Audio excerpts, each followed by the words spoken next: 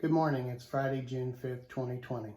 My only update this week is a personal one, but I do have a question to ask each of you and a story to share. The question and the story are linked. If you know me well and we've worked together for several years, you already know what I'm about to ask. My trademark is to never walk away from a face-to-face meeting without asking, what can I do to be helpful? I view that as my number one job, helping you source solutions, connections, ideas, etc. My goal has always been to be regarded as a resource. This week, that point was driven home to me again from a picture and a story my teammate Rich Radka from Minnesota shared with me. Rich and I have done many events together. You may have met him. He is the tall, slender guy who I call Big Guy. Rich met with a client this week and took this photo of just one bookcase of his client's tractor collection. That farmer said that he had models of every tractor that his family had ever owned. There were 5 older IH models on the top shelf of the unit that didn't fit into the picture here. This family were IH guys up until the last model you see on the right side of the shelf. He said it was the worst tractor they have ever owned. It had lots of problems and issues that they struggled to get resolved. One day he called the service rep from IH from his dealership and asked if the company was going to support them with the issues they were having. The rep said that he's not able to help them, and you can see what followed.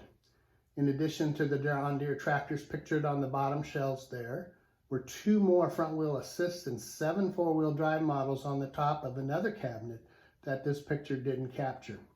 It was a good reminder of pivotal times that can influence a customer for several years into the future and maybe for a lifetime. I don't want to be that service rep. I want to help solve issues, support our products, and help you find a different way. That's why I ask my standing face-to-face question every time we meet. And today, what can I do to be helpful? But I haven't done many face-to-face meetings since late October. In fact, I only made 3 events of all I had scheduled through the winter months. They still went on, and my teammates covered for me at each and every one of them, and I'm thankful for them for their support. You see, Kathy and I were blessed to have a set of parents that had been married 72 and 65 years and ranged in age from 87 to 91, and because of that, we knew this time in our lives would arrive. But since late October, we've lost 3 of the 4 parents. Her father passed first October 29th at 91. My father on March 10th, just as all this craziness called Corona started, and my mother last Thursday after a 2-week stay in the hospital, where we could only talk with her on the phone till the last 24 hours. The hospital was very gracious, allowing us time with her at the end, with the promise to never leave her hospital room once we arrived. But because of the virus, we hadn't seen my mother in assisted living since we left her directly after Dad's death. It has been a weird and troubling time.